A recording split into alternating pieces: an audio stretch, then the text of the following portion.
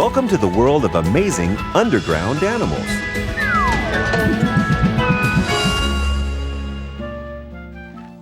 I don't know. Mad Hatter? Cakes that make you shrink? Who writes this stuff? What you reading, Henry? It's about a girl who has an underground adventure. No way this is real. That book's a classic. Classic nonsense. I mean, really. Follow a rabbit down a hole and you know what you really get? What? Dirty knees. Are you sure about that? Positive.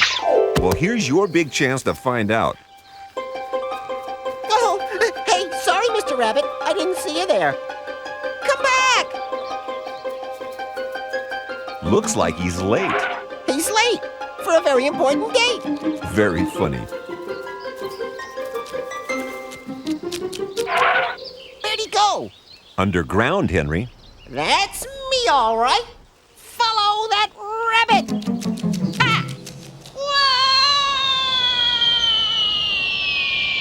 Hey, Henry! You still think that book's so far-fetched? I'll keep you posted. Oh, will you just look at this place? Third floor, low ceilings. This living underland is sure no wonderland. It can't be that bad, Henry. A lot of animals make their homes underground. Now stand back and watch. Whoa! He ought to watch where he's going. He can't. Animals who live in darkness have to rely on senses other than sight. Some never see daylight at all. You'll find large animals like aardvarks living in great big burrows. And small animals dig tiny burrows, which are called burritos, right? No, Henry, but it is true that earthworms almost never stop tunneling. That's the opposite of some friends of mine who'd rather borrow a burrow. Like from a bat-eared fox who's gone out hunting all day. Only trouble is, the fox comes home at night. This looks like a nice place to spend the winter. Everybody's wagging their tails, getting all friendly. Henry, these are all rattlesnakes. Oh, let's keep moving, shall we? To the pika? Like the rattlesnakes, pikas also nest down in the gaps under rocks. But pikas don't nest in groups because they're so fiercely protective of their defenseless babies. Pikas line their nests with thick layers of straw, enough to fill a whole bathtub just to keep their offspring comfortable. I guess that makes them straw babies, huh? Anything you say, Henry.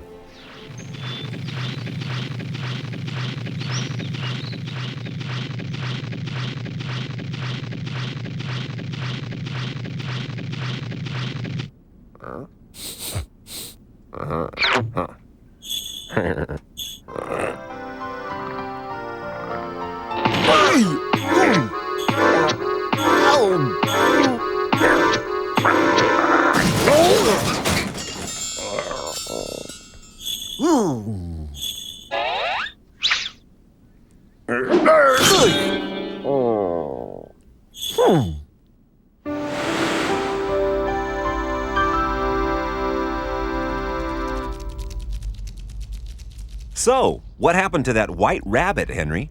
Who knows? I'll probably never see him again. Hey! The white rabbit! Wait! Oh, where'd he go? Where'd he go? Oh, he must have gone through one of these. Yes, Henry. But was it door number 1, door number 2, or door number 3? Door number 1. Let's see. What's that? A mouse. Door, mouse. Door, mouse. Dormouse! Just like in my book. Please. Excuse me, miss. Did you see a rabbit go by? Huh? Huh? What did she say? I couldn't hear. She's as quiet as a mouse. How about door number 2? Whoops. Excuse me. Ooh, she ought to use that do not disturb sign. So it must be door number 3. Oh, so how am I supposed to get through there? Can I suggest digging? It's how other underground animals get around. Digging? Oh, I'd love to, but I forgot my shovel. Silly me. Ha ha ha ha ha. Yeah, don't worry, Henry. That never slows down the experts. Oh, where are these experts when you need them? Right this way, Henry. All you have to do is scratch the surface, and you might find a mole. They're doing a lot more than just scratching it. Hey, where'd they go? Back underground. Moles are among the world's finest tunnel diggers. I'll say. Their eyesight is poor, so instead they use their sense of smell to locate their favorite foods, like slugs and earthworms. Looks like dinner's ready. Moles can move surprisingly fast when there's a worm to be had. Good thing he's getting the exercise, too. He's almost too wide for that tunnel already. They can always dig them wider. That's what the aardvark would do. With its powerful legs and huge claws, it's one of the greatest diggers of all time.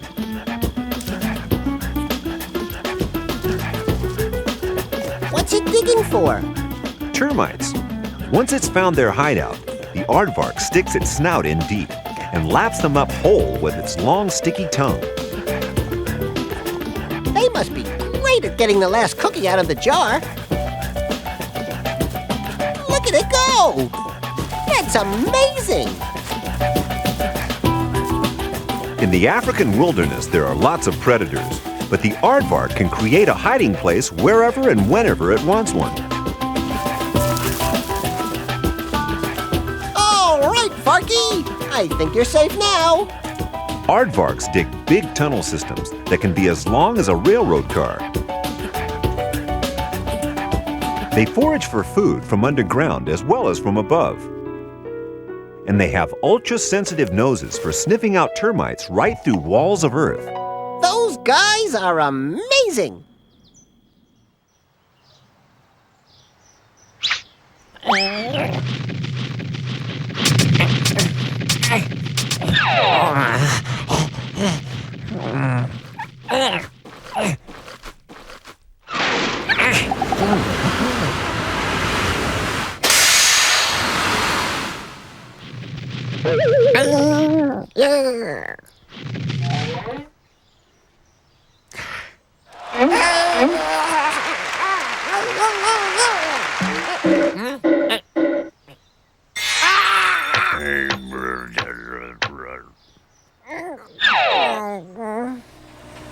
Henry! Where are you? Coming through! There, that's better. What happened to digging by hand? What? You'll have to speak up. I can't see a thing. Watch where you're going, Henry. Oh, ow! Why don't you try using your head? Good idea. Oh! Wow, where am I? You're in a cave. Oh, I see, I see. What do you see? I have no idea, but if you turn your head sideways, it looks sort of like a rabbit. Those are stalactites, Henry. And what's that? A stalagmite. Cool. What's that? A white rabbit. Aha! You, come back! Oh, my headlamp! If that goes out, I may never see light again. Well, you wouldn't be the only animal to say that, Henry. The albino crab spends its whole life in the dark, filtering its food from the underground river which runs through the cave. I've heard of cavemen, but cave crabs are news to me. Wherever there's food to be had, Henry, you'll find animals adapted to find it, like the cave cricket, which has developed an amazingly acute sense of touch ideal for life in a dark cave. I wouldn't want to hurt their feelings. And you know how bats find their way in the dark, don't you? Remind me. By using sound, echoes, and their incredibly accurate sense of hearing. Of course. But how can they live in such crowded conditions? Bat colonies can be huge, and in the western USA, it's not uncommon to find them in their millions, entire families clinging to the ceilings of caves. I thought them Westerners liked wide open spaces. Yeah. Not bats. And on the cave floor, millions more meat-eating beetles wait for their chance to strip a fallen bat to the bone. Yeesh, nice neighbors. Well, those bats eat their share of insects too. Every evening, they leave the cave and all go out for dinner. I should open a restaurant. Henry's Wild West Catch-It-Yourself Fly Bar. I'll be rich. I need 1,000,000 chairs, 1,000,000 forks, 1,000,000 spoons, several million toothpicks.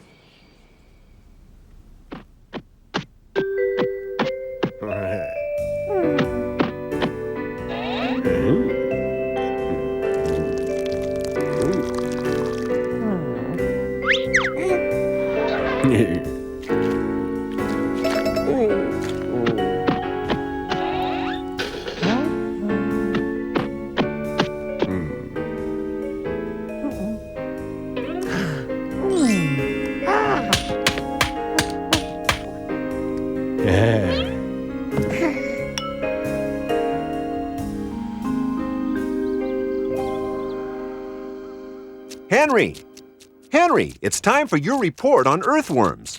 What? Now? Yes, now. Out of my way! Journal lizard coming through!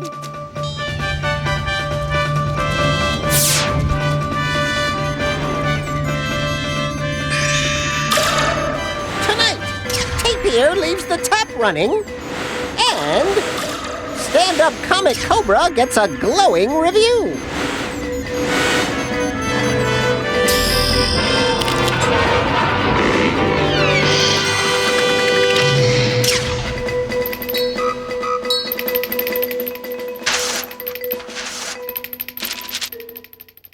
But now, our top story. Earthworm superhero unearthed at last. Mud Muncher William Worm Features revealed today that he is in fact Captain Wiggly, the underground superhero. Disguised as a garden worm, even to his parents, Will is actually the Cape Crusader responsible for the early bird not getting the worm, and the triumph of good over evil. He came to Earth in a tin can to escape an attack of space sparrows. Will has been mingling with earthworms ever since, but as Captain Wiggly, soon becoming known for his amazing feats of strength. Despite having no feats himself, Captain Wiggly is faster than a speeding snail, able to leap tall daisies in a single bound. So, have no fear. The world is now a safer place thanks to Captain Wiggly. More later. But first, here now the sports. Fantasyland 1, lizards 0. Rats. But Henry, there was a tiny bit of truth mixed in with all that nonsense. Really? How did that sneak in there? Maybe it wriggled in like an earthworm, gripping the earth with its ridges and pushing its head forward. You make it sound so easy. It is for an earthworm, which are kind of heroic, the way they churn the soil for our plants. Breaking it up the same way a plow does, allowing water and air to get to the roots. But worms can't go nearly that fast. True, but there are a lot more worms than tractors out there, and worms almost never stop digging. I'll never call them slimy again. But they are, and their slime helps make excellent plant food. So they really are heroes. Did you know worms breathe through their skin? That means they can get oxygen out of either the air, the soil, or from the water. Is there anything a worm can't do? Well, they're not the best swimmers, which makes them easy prey for a hungry fish. Fortunately, worms are tough customers, so even if they're bitten in two, they can just grow a new tail. Excuse me, but that's amazing!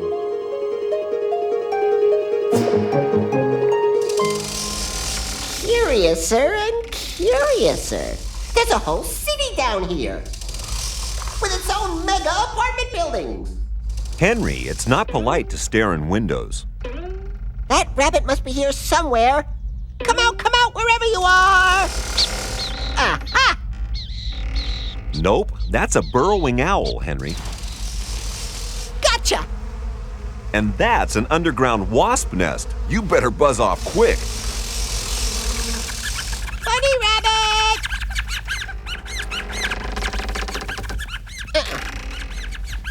Oh, rats!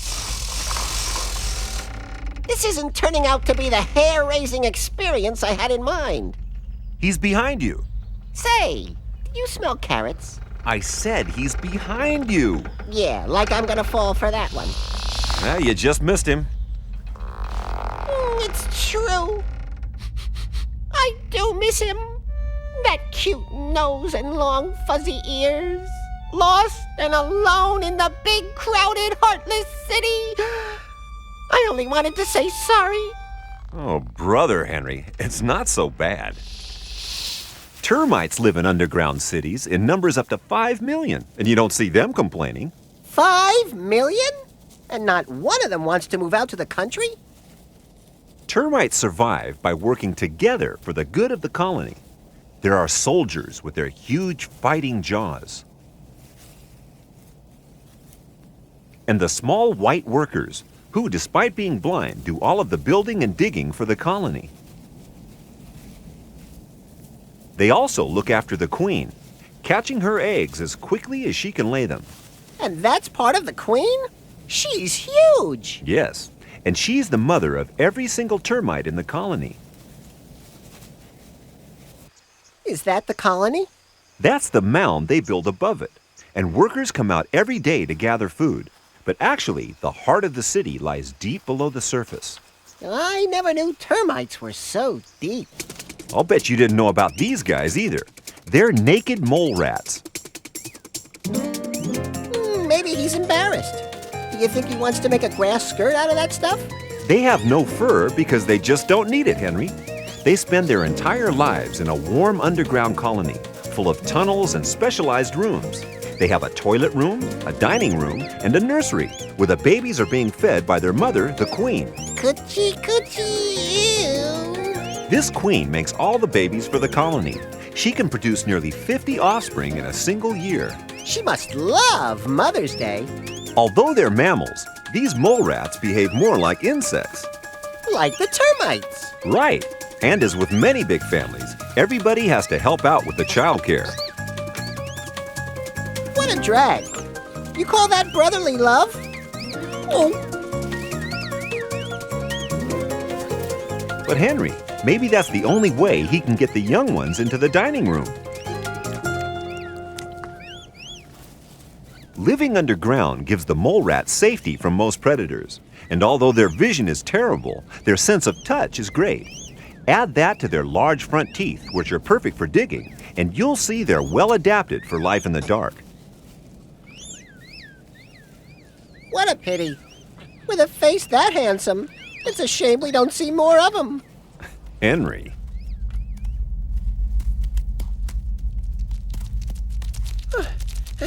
Why can't I chase something easy? Like a snail.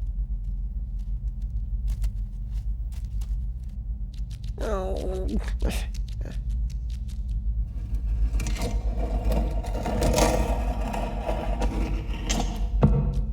Did you see that? Why, that wascally wabbit. Two can play at that game. I think you have to say the secret password. Oh, what is it? If I told, it wouldn't be a secret. What's rabbit for open the door? Oh, yeah. Snuffle, snuffle, snuffle, snuffle. There goes the secret. Where am I? I know! I'm in my own basement! That's my hat!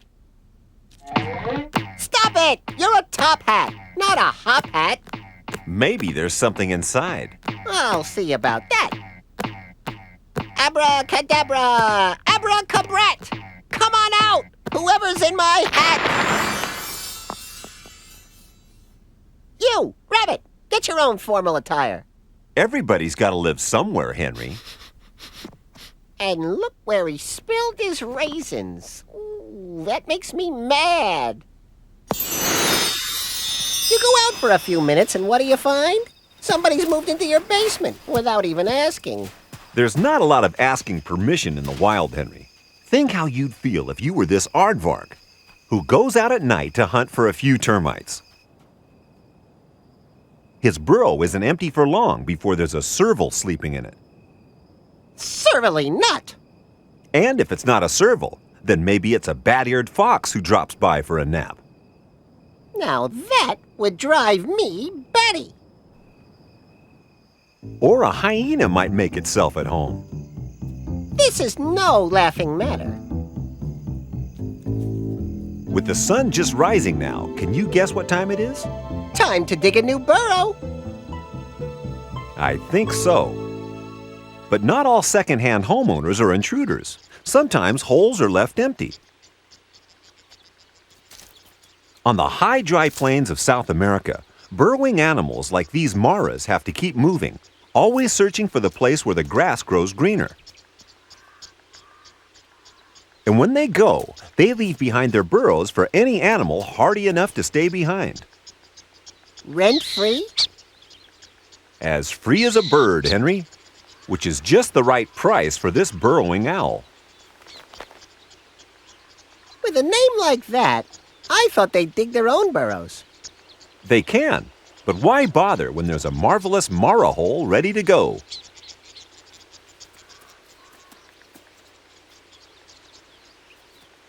A wise owl knows it's better to save energy for gathering food, especially with hungry mouths to feed. We've seen owls, hyenas, aardvarks. It seems there's only one thing you can be sure of finding when you go looking underground. What's that, Henry? Lots and lots of dirt.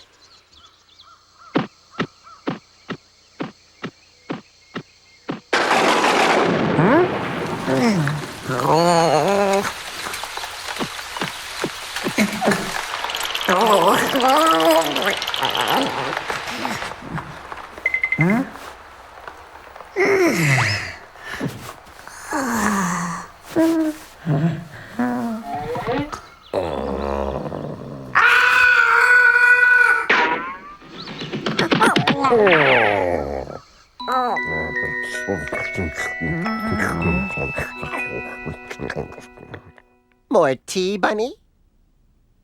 Henry, stop! It's the dormouse! So glad you could make it. What, not mad anymore, Henry? How could I be mad at her? Really, I'm having such a nice time with my underground friends. So, there's nothing unusual about that book. Right. This is just an ordinary tea party with ordinary tea and some ordinary cake. And speaking of cake, I think this one's saying, eat me. Okay, here goes. Whoa! I take it back! I'm shrinking! Hey! Get me out of here! Snuffle! Snuffle, snuffle! Abracadabra! Rats! See ya, Henry. I guess you'll be staying down here with your underground animal friends. Anyone got any drink me cola? Please?